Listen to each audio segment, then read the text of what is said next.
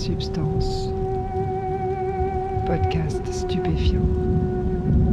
Bonjour à tous, bienvenue dans Substance, David Dupuis et l'épreuve de l'invisible, épisode 2.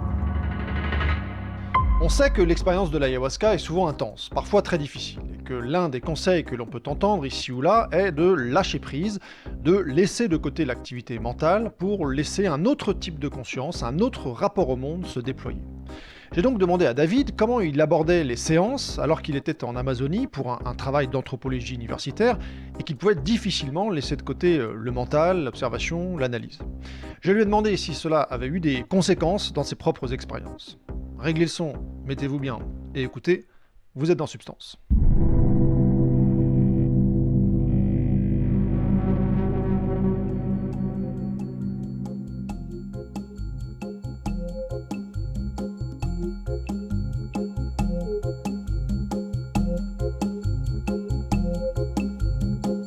Ouais, alors moi je pense pas les choses forcément de manière aussi un peu clivée ou polarisée que ça.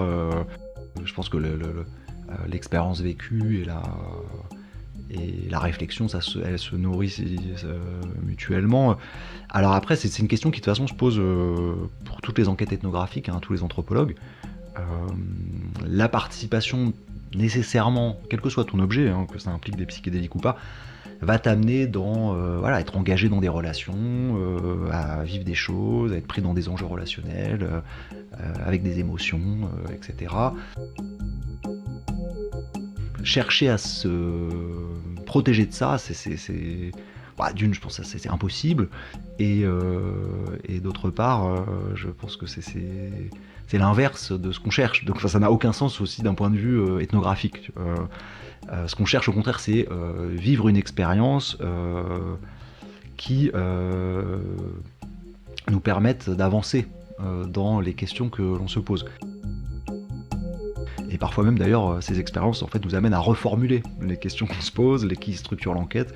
C'est pour ça que, comme je disais tout à l'heure, c'est une science inductive, hein. C'est-à-dire que les questions de recherche, on ne les parachute pas depuis Paris vers l'Amazonie, en fait, elles naissent de ce qu'on vit dans l'enquête.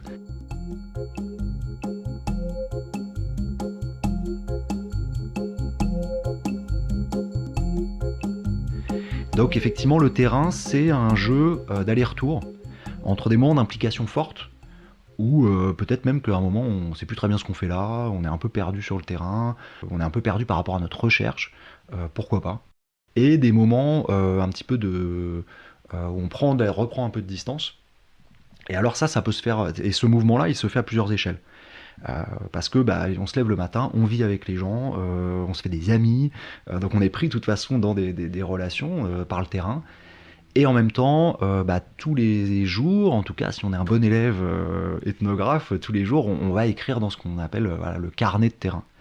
Et donc à un moment, c'est en général ce qu'on fait quand le soir, quand on est tranquille, qu'on est seul. Et là on rassemble un petit peu, si tu veux, nos observations, ce qui nous a frappé dans la journée, les questions qui ont émergé. Et là c'est déjà, tu vois, un moment de déprise, c'est un peu un moment où on revient à l'enquête.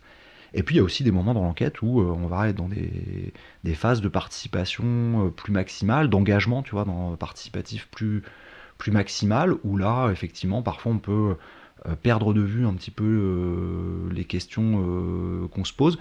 Mais souvent c'est assez fertile, parce que c'est parfois accepter de perdre de vue ces questions qui permet de les reformuler de manière plus pertinente ensuite. Et donc il y a des moments aussi où par exemple on peut arrêter de participer. Ou moi au milieu de l'enquête par exemple, j'ai arrêté de participer, de prendre l'ayahuasca à Takiwasi.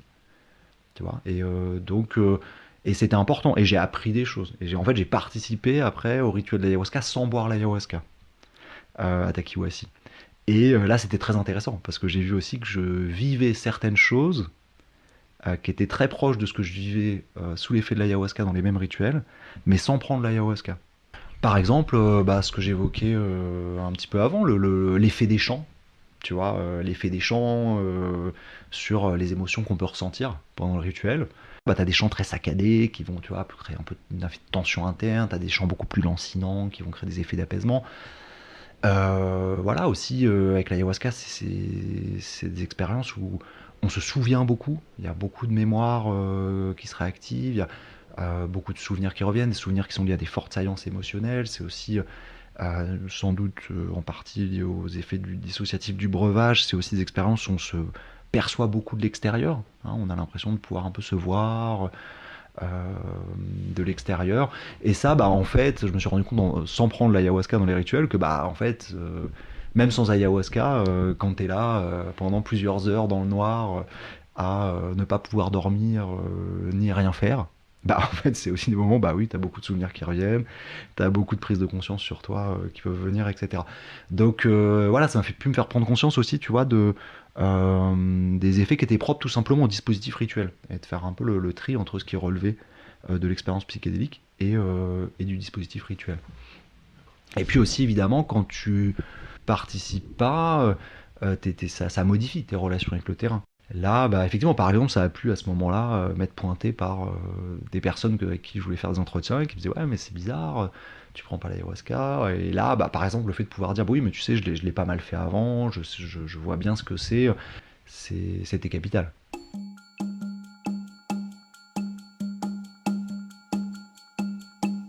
Oui, alors c'est vrai que dans les entretiens, moi, beaucoup de personnes me parlaient comme ça de rencontres. Moi, j'avais pas eu ça avant. Voilà, j'avais pas ce type d'expérience dans l'ayahuasca. Et en fait, c'est survenu la première fois quand j'ai été prendre l'ayahuasca ailleurs. Donc, c'est-à-dire qu'au bout de vers la moitié de l'enquête, je suis parti commencer un petit peu à. Donc, j'ai arrêté de prendre l'ayahuasca à Takiwasi pour voir un petit peu ce que ça produisait, tu vois, sur le regard, sur le terrain, les effets de décalage, etc., de voir ce que ça pouvait produire dans le décalage de regard, en quoi ça pouvait être intéressant. Et puis, des fins comparatives, parce qu'il faut savoir que voilà, les grands trucs de l'anthropologie aussi, c'est la comparaison. Donc j'ai commencé à aller voir un petit peu des personnes qui, ce qu'on appelle des ayahuasqueros, donc des personnes qui donnent l'ayahuasca. Je suis allé dans d'autres centres chamaniques, hein, c'est le nom un peu qu'on donne à ces institutions destinées à la clientèle internationale, qui étaient différents, des centres chamaniques qui étaient différents de Takiwasi, mais toujours dans la région, hein. Donc moi j'étais dans la région de San Martín, au Pérou, donc en haute Amazonie péruvienne, près de la ville de Tarapoto. Et puis avec aussi commencer à rencontrer des guérisseurs qui utilisent l'ayahuasca, donc autochtones, donc l'amista. Et donc je faisais comme ça ces différentes rencontres. Voilà, je restais plus ou moins longtemps, selon, encore une fois, les lois un peu mystérieuses des relations humaines qui président au parcours d'un terrain ethnographique. Et donc j'ai fini par passer quelques temps dans un centre qui était destiné comme ça à la clientèle internationale, qui n'était pas très loin de Tarapoto, et qui avait été fondé par un autochtone local qui s'appelle Winston. Et voilà. Et donc, si tu veux, quand tu arrives là-bas, tu veux rencontrer les gens, tu veux échanger avec eux. C'est pareil, il n'y a pas 50 manières d'arriver, de se mettre en relation. Enfin, c'est pareil, il faut participer au rituel, quoi. Et le motif, si tu veux, de l'enquête ethnographique, ça ça ne convainc personne. Enfin, c'est-à-dire que il dit non, bon d'accord, ça c'est ton travail, mais en fait tu viens pourquoi? C'est un motif qui ne satisfait personne, voilà. Et donc voilà, et donc je me retrouve à participer à un rituel d'ayahuasca, donc à Situyi, donc cet endroit qui est pas très loin de Chasuta, au Pérou. Et là, je prends l'ayahuasca et il se trouve que là j'ai pas mal de visions, donc ce que j'avais pas trop eu jusque là. Donc j'ai voilà ces images mentales assez saisissantes. Voilà, c'est pour donner une idée peut-être aux auditeurs, aux auditrices, hein, voilà, c'est comme une sorte d'augmentation de l'imagerie mentale qu'on peut avoir naturellement quand on ferme les yeux. Vous voyez, dans les états hypnagogiques, un petit peu avant de s'endormir, on a comme ça des images qui viennent. Sauf que là, on n'est pas en train de s'endormir, donc on les voit bien, et c'est très rehaussé, c'est très densifié. Donc souvent, ça commence par des compositions géométriques, en traits de lumière iridescents, qui vont changer de couleur, et qui composent qui forment des compositions plus ou moins élaborées, vastes. Et puis souvent, à partir de ces compositions géométriques, on va avoir des formes plus figuratives qui émergent. Donc ça peut être des paysages, des villes, des personnages. Et là, ça peut à un moment se solidifier, si tu veux, dans une scène dans laquelle tu peux interagir. Et donc, il se trouve que, voilà, il y a eu cette première rencontre avec effectivement quelque chose. Bon, j'étais quelque part évidemment préparé à faire cette expérience vu qu'on m'en avait beaucoup parlé. Hein, c'est quelque chose que j'aborde dans le livre, c'est comment aussi les récits qu'on nous fait façonnent aussi l'expérience.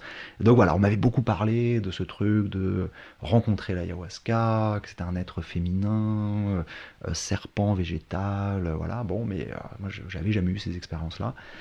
Et là, effectivement, j'ai une vision comme ça ça peut faire rire, mais d'une sorte de dîner parisien, voilà, comme ça, où il y a une figure féminine, comme ça, dont je vois pas vraiment le visage, qui est là, et qui s'approche, et je me retrouve ça s'enchaîne sur une vision, je me retrouve dans un café, qui est le café où on allait quand on était ado au lycée, où j'étais en Normandie, et je me retrouve dans ce café, et là, c'était un peu comme un rendez-vous, quoi, hein, et je ressens l'espèce d'obligation, de nécessité de me présenter, c'est-à-dire de dire voilà qui je suis, qu'est-ce que je cherche, et c'est très clair, un espèce de feeling métacognitif comme ça, je dois me présenter, et donc ça démarre, je m'appelle David, en fait voilà, j'essaie d'étudier l'ayahuasca, de comprendre un petit peu de quoi il s'agit, etc. Et là, il y a un dialogue qui commence. Cette femme qui était apparue là, dans cette espèce de dîner, je suis au café et je me retrouve face à cette femme. Et il faut que je me présente, bon, et donc je me présente et puis là on commence à échanger. Et là, il y a un dialogue qui s'engage, elle commence à me dire beaucoup de choses. Plein de conseils, vraiment c'était très très varié, très étonnant, très, très précis aussi, c'était assez étonnant de précision et de justesse aussi, il faut le dire, c'était assez saisissant. Comme quelqu'un tu vois, qui te connaît vraiment extrêmement bien et qui non seulement sait quoi te dire, mais sait comment te parler. Tu vois, c'est assez étonnant. Et voilà, avec aussi une espèce d'intelligence comme ça, et avec beaucoup aussi d'humour, un truc assez mutin, enfin bon. Donc moi je vis ça sans trop me poser de questions, parce que en fait sur le moment, quand t'es sous l'effet de l'ayahuasca, de toute façon tu suis ce qui se passe, hein, tu peux pas vraiment... T'as pas beaucoup la main, hein, de toute façon, donc voilà. Et à un moment, il se trouve que voilà, cette présence commence à me dire, voilà, on pourrait se revoir si tu le souhaites, on pourrait continuer à échanger, j'ai d'autres choses à te dire, etc. Et elle se positionnait un peu comme ça, de manière professorale, j'ai des choses à t'enseigner, voilà. Bon, et, euh, et je sens que c'est ça, je sais pas, ça me fait un peu peur, je suis un peu déstabilisé par l'expérience. Et je dodge un peu, je dis je sais pas trop, on va voir, j'hésite. Et là elle me dit écoute, on se revoit quand tu veux. Et là donc cette femme, donc dans les visions, hein, tout ça, elle me tend sa carte, elle me laisse sa carte de visite, tu vois, comme si je pouvais lui téléphoner. Et je regarde sur la carte, et sur la carte il y avait écrit ayahuasca. En lettres de feu, je me souviens, toujours dans ce truc un peu baroque des visions d'ayahuasca. Et là, d'un coup, je me dis, ah merde, mais c'est ça dont les gens parlent quand ils disent l'ayahuasca m'a dit que. En fait, c'est vraiment, c'est ça, c'est ce type d'échange, parce que voilà, tu entends aussi une voix avec laquelle tu échanges et tout. Et donc là, je me dis, ah non, là, je cherchais ça depuis des semaines, depuis des mois, et là, je viens de dire non. Et donc là, j'essaie un peu de rattraper, et c'est trop tard, elle avait disparu, voilà. Et dans une bulle de fumée, là, un peu comme dans une bande dessinée. Voilà, je suis conscient que ça peut paraître un peu étrange à certaines personnes qui entendront ce récit, mais en fait, c'est un récit tout à fait commun d'expérience d'ayahuasca. C'est une expérience très commune. Et là, ça faisait peut-être déjà, tu vois, peut-être c'était déjà ma 15e prise d'ayahuasca. Et il se trouve qu'à partir de ce moment-là, à chaque fois que j'ai repris l'ayahuasca, cette présence, donc qui était féminine manifestement, enfin il n'y avait pas de doute, puis elle apparaissait comme ça, est revenue à chaque fois. À chaque fois que j'ai repris l'ayahuasca, il y avait à nouveau cette présence, et on a poursuivi les échanges. En fait, si tu veux, et c'est comme, voilà, c'est comme une relation. Au début, on se rend compte, on sait pas trop qui est l'autre, jusqu'où on peut faire confiance, etc. Et voilà, et si tu veux, cette relation, après, elle s'est enrichie avec le temps, et voilà. Alors évidemment, moi, ça m'a posé beaucoup de questions, ça va, et parce qu'il y a, si tu veux, il y a une dimension de continuité dans l'expérience qui est assez troublante. C'est-à-dire qu'évidemment, le premier truc qu'on se dit, c'est bon, c'est une illusion hallucinatoire. J'avais des attentes dans cette direction-là, donc je vois ça. Sauf que ce qui peut être un peu déstabilisant quand on vit l'expérience, c'est qu'en fait, c'est euh, très cohérent. C'est-à-dire qu'on sent, si tu veux, que dans cette déjà, phénoménologiquement, tu as clairement la sensation que tu n'es pas en train juste d'avoir une sorte de dialogue comme ça intérieur, voilà. Non, t'as vraiment, phénoménologiquement, ça se présente vraiment comme une interaction avec un autre. Donc t'as vraiment une sensation d'altérité, qui est très très claire, qui est une évidence, comme là, tu vois, j'étais en face de moi, et je doute pas que je suis pas en train de parler tout seul, tu vois. Il y a une sensation d'altérité très claire, il y a un sentiment de présence qui est extrêmement clair aussi. Et là où ça devient encore plus troublant, c'est que dans ces échanges, c'est très intelligent. Très souvent, voilà, moi, j'avais l'impression comme ça que c'était beaucoup plus intelligent que moi, et ça faisait encore écho. Ça, c'est des choses que moi j'avais entendues tout le temps, que j'ai continué à entendre dans les entretiens. Voilà, beaucoup de gens qui me disaient, avec qui je travaillais, me disaient, ça, moi, j'aurais pas pu trouver ça tout seul. Enfin voilà, puisque en fait, beaucoup de gens avec qui que j'interviewais, voilà, me racontaient comment, si tu veux, l'ayahuasca les aider à résoudre des choses qu'ils n'arrivaient pas à résoudre par eux-mêmes. Et il y a cette dimension aussi de continuité de l'expérience, qui est assez troublante, et qui, là encore, au-delà de mon cas particulier, qui est pas si intéressant que ça, ce qui est intéressant, c'est comment, si tu veux, ces expériences, il y a des sortes d'invariants qui se recoupent, et il y a cette continuité, c'est-à-dire que ces êtres dont tu peux avoir la sensation de faire la rencontre et de développer des relations intersubjectives avec eux, quand l'ayahuasca commence à descendre, voilà, ils te disent bon, on doit y aller, voilà, à plus tard, à la prochaine. Et puis tu reprends l'ayahuasca 3 semaines après, et là tu peux retrouver les mêmes êtres avec lesquels tu reprends la conversation, et avec qui tu continues la conversation, et qui peuvent même éventuellement te faire des remarques sur est-ce que tu as fait ou pas ce qu'ils t'ont dit de faire dans la période depuis la dernière fois que tu les as vus. Donc voilà, il y a cette dimension, c'est vraiment très relationnel, c'est-à-dire comme une relation, avec c'est une dimension évolutive. Voilà. Et ça, encore une fois, voilà, c'est une expérience très commune, qui est souvent au cœur quand même de l'expérience de voilà, ce que j'appelle dans mon livre, voilà, ce que j'appelle les pèlerins, hein, c'est-à-dire parce que voilà, j'ai utilisé la métaphore du pèlerinage parce que justement cette idée de rencontre avec une altérité, elle est au cœur déjà des imaginaires et des attentes des personnes qui vont en Amazonie, hein. On va pas prendre l'ayahuasca comme c'est pas pour ça que les gens vont en Amazonie, c'est pas pour prendre une substance.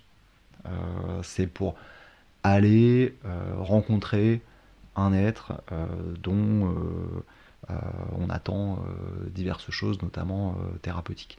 Voilà. Et donc voilà, donc j'ai fait cette expérience-là, encore une fois c'est assez commun, mais ça m'intéresse, ça m'a permis de comprendre beaucoup plus concrètement ce que me racontaient les personnes avec lesquelles j'ai changé.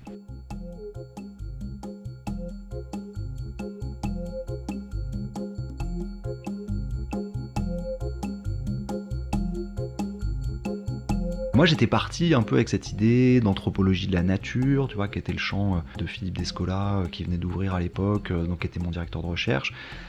Donc j'allais m'intéresser à comment justement ces relations intersubjectives entre humain et végétal, moi c'était un peu ça que j'avais en tête à ce moment-là. Et puis aussi comprendre tout simplement qui étaient ces personnes qui partaient en Amazonie, qu'est-ce qu'elles cherchaient, qu'est-ce qu'elles vivaient sur place. Et j'ai été surpris sur le terrain parce que assez vite, à Takiwasi, j'ai été témoin de choses auxquelles je n'étais pas préparé, auxquelles je ne m'attendais pas, qui m'ont, si tu veux, déplacer la focale de l'enquête, quoi. Et ce qui s'est passé, c'est que dans les rituels d'ayahuasca, j'ai commencé à observer assez vite à Takiwasi des séquences qui étaient nommées localement comme des séquences de possession. Donc des personnes qui effectivement vivaient des expériences assez impressionnantes, surtout quand toi t'es à côté, comme je l'étais, et encore plus si tu as bu l'ayahuasca, voilà, de personnes qui d'un coup se mettent à hurler, à parler avec d'autres voix, des voix d'animaux, à revenir avec leur voix habituelle en disant qu'ils sont possédés, de voir des séquences d'exorcisme qui sont menées par les guérisseurs pendant les cérémonies. Euh, voilà. Donc ça, je l'avais pas prévu. Et donc c'est vrai que j'étais assez troublé. Ça m'a posé question. Et je suis allé voir un des guérisseurs, Jacques, après une de ces séquences comme ça, dans un rituel, dire mais qu'est-ce que c'est que ces trucs-là qui se passent là dans les rituels, ces espèces de possessions. Parce que ça ressemblait vraiment, si tu veux, aux possessions dans les films, quoi. Hein, avec les gens, je te dis, qui changent de voix, qui bougent, qui deviennent incontrôlables, etc. Les guérisseurs qui arrivent, qui récitent des prières d'exorcisme, qui projettent de l'eau bénite, la personne qui, ça brûle, enfin, tu vois. Le film L'Exorciste, quoi. Et moi c'est vrai que j'étais pas parti en Amazonie avec l'idée que j'allais voir ce genre de truc, tu vois. J'étais plutôt parti dans l'idée chamanisme, relation avec les plantes. Et donc je vais voir Jacques après une de ces séquences et je lui dis mais qu'est-ce que c'est ça Et il me dit bah écoute voilà c'est le monde spirituel. Voilà on a un peu oublié ça en Occident mais voilà il y a un monde spirituel et ce monde spirituel il n'est pas peuplé que de bonnes choses. Voilà, il y a aussi ça, et je comprends peu à peu que ça, c'est localement interprété comme des démons euh, qui envahissent en fait le corps des gens. Donc ok, fair enough, peut-être que les démons existent et que je ne le savais pas. Et à ce moment-là, je commence aussi à partir un petit peu ailleurs, comme j'expliquais précédemment, aller prendre l'ayahuasca ailleurs, à voir un petit peu comment fonctionnent les rituels dans d'autres endroits. Et là, pas de possession démoniaque. Et je me souviens même d'un rituel où quelqu'un s'agite comme ça, commence à perdre un peu le contrôle dans l'ayahuasca, et le guérisseur laisse faire. Il n'y a pas d'intervention, pas d'exorcisme, bon. Et à un moment, avec son assistant, ils finissent par l'embarquer dans la rivière, le plonger dans la rivière, et il le ramène, ça l'avait calmé. Et le lendemain, je discute avec le guérisseur, je lui dis alors, mais qu'est-ce qui s'est passé pour toi là hier cette personne qui hurlait, qui manifestement perdait le contrôle de son corps. Et il me dit, tu sais, l'ayahuasca, des fois, c'est trop pour certaines personnes, voilà, ça les déborde. Voilà, lui, la prochaine fois, je lui en donnerai moins. Donc tu vois, c'est marrant parce qu'il me donnait des réponses plus pharmacologiques, tu vois, le dosage était excessif. Et c'est quelqu'un, si tu veux, qui avait travaillé à Takiwasi avant, par le passé, qui connaissait bien Takiwasi. Et je lui dis, mais du coup, je lui pose la question, mais je fais, mais alors du coup, pour toi, ça, c'est pas de la possession, c'est pas des démons, parce que, si tu veux, ce type de comportement, dans les rituels à Takiwasi, était traité comme de la possession démoniaque qui appelait un exorcisme. Et là, il m'a dit cette phrase qui m'est restée. Il me dit, écoute, ça fait 20 ans que je travaille avec les plantes. Les démons, j'en ai jamais vu. Les démons, c'est nous. Je lui dis, ah, d'accord. Mais alors, comment se fait-il que à Takiwasi, il y a ces trucs d'exorcisme, etc. Il me dit, voilà, chaque guérisseur voit selon son chemin. Il me dit, en gros, chaque guérisseur sait, a sa manière de faire, voit selon son chemin. Et il me dit, voilà, aussi, si on pense tout le temps aux démons, qu'on en parle, etc., forcément, on voit les démons. Donc, hypothèse psychologique. Une hypothèse, donc, d'une projection psychologique liée aux attentes, etc. Voilà, là, pour t'illustrer l'intérêt du comparatisme, c'est que, là, si tu veux, le comparatisme venait souligner qu'il n'y avait pas de phénomène de possession démoniaque, en tout cas, moi, dans les lieux où j'avais enquêté ailleurs, et que quand il y avait des comportements qui étaient traités comme de la possession démoniaque à Takiwasi, ils n'étaient pas interprétés et traités comme tels ailleurs. Et donc là, je me suis dit, bon, ok, donc cette histoire de possession démoniaque était quand même très importante à Takiwasi. Il y avait beaucoup de gens qui me parlaient de se sentir infestés par des entités malveillantes de nature démoniaque, qui se découvraient influencés par ces entités. Voilà, on aurait dit presque une épidémie. Et en fait, c'était pas juste l'ayahuasca qui produisait ça, manifestement, c'était l'ayahuasca plus Takiwasi.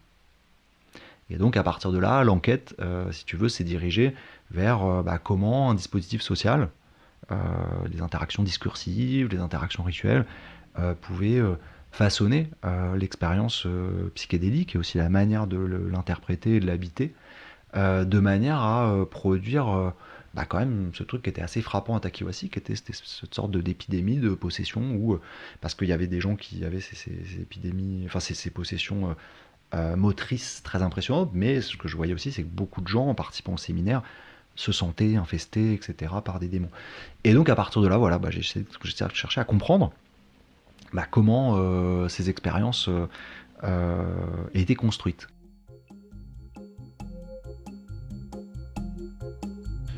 Le résultat de ce travail est notamment l'émergence d'une hypothèse, d'un concept que David Dupuy nomme socialisation visionnaire, qu'il nous présentera dans le prochain épisode. Avant de vous laisser, je vous rappelle que vous avez la possibilité de soutenir le podcast en cliquant sur le lien présent dans la description qui vous mènera jusqu'à une page Tipeee où il vous est possible de faire un don, soit ponctuel, soit régulier. Merci encore à tous ceux qui soutiennent Substance. Dans le prochain épisode, on parlera donc de socialisation visionnaire, mais aussi de la méfiance de l'administration française envers l'ayahuasca. D'ici là, portez-vous bien.